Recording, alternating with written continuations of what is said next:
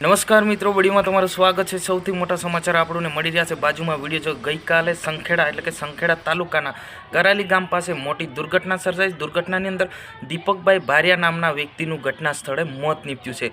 જી હા મિત્રો, હું તમારો દોસ્ત શૈલેષ બિલ। વિડીયોને છેલ્લે સુધી જોજો અને ચેનલ પર નવા તો ચેનલને સબસ્ક્રાઇબ કરી નાખજો અને આપણે ઇન્સ્ટાગ્રામ આઈડી પણ ચાલુ કરી છે, એને પણ ફોલો કરી લેજો। બાયમાં લિંક આપી છે। મિત્રો, વાત કરવામાં આવે તો આપણે ગુજરાતની તમામ ઘટના વિડીયો જોઈ રહ્યા છે। આ જ ચેનલ પર ખૂબ સારો એવો પ્યાર સપોર્ટ મળી રહ્યો છે। એ જ રીતના આગળ પણ તમે સપોર્ટ કરશો એવી આશા સાથે હું વિડીયો બનાવું છું।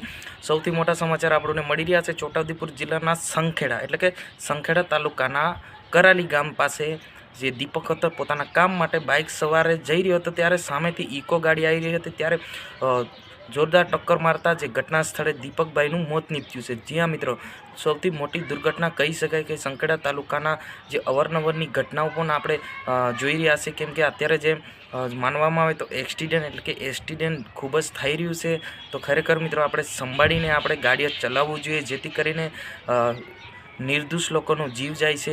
તમારે શું કહેવું છે એ અવશ્ય તમે જણાવજો, કેમ કે આ ઘટના વિશે અત્યારે માનવામાં આવે તો છોટાઉદેપુર જિલ્લાના સંખેડા ગામમાં એટલે કે સંખેડા તાલુકાના કરાલી ગામમાં જે આ ઘટના બની છે, આ ઘટના લગભગ ગઈકાલની 4 વાગ્યા એટલે કે દિવસે 4 વાગ્યાની આજુબાજુ જે ઘટના બની છે। ઘટનાની અંદર જે દીપકભાઈ છે એ પત્રકાર પણ કહેવામાં આવે છે, પત્રકારની અંદર પણ કામ કરી રહ્યા હતા અને પોતાના કામ માટે જે જઈ રહ્યા હતા ત્યારે અચાનક ઇકો ગાડી જે ફાસ આવતી હતી કાબૂમાં ના રહેતા એને હપાડી લીધો એટલે કે એમને દુર્ઘટના સર્જાઈ અને દુર્ઘટનાની અંદર આ દીપકભાઈનું જે છે એ મોત નીપજ્યું છે। જી હા મિત્રો, આ ઘટના વિશે તમારે શું કહેવું છે અવશ્ય કોમેન્ટ બોક્સમાં જણાવજો અને તાત્કાલિક આપણે નવા સમાચારમાં જરૂરથી મળીશું। હું તમારા દોસ્ત શૈલેષ બિલ અને ફરી એકવાર કહી દઉં કે અમારી ચેનલને સબસ્ક્રાઇબ ના કરી તો સબસ્ક્રાઇબ કરી નાખજો, શેર કરી નાખજો, તમામ વોટ્સઅપ ગ્રુપમાં શેર કરી દેજો। જય હિન્દ, જય ભારત।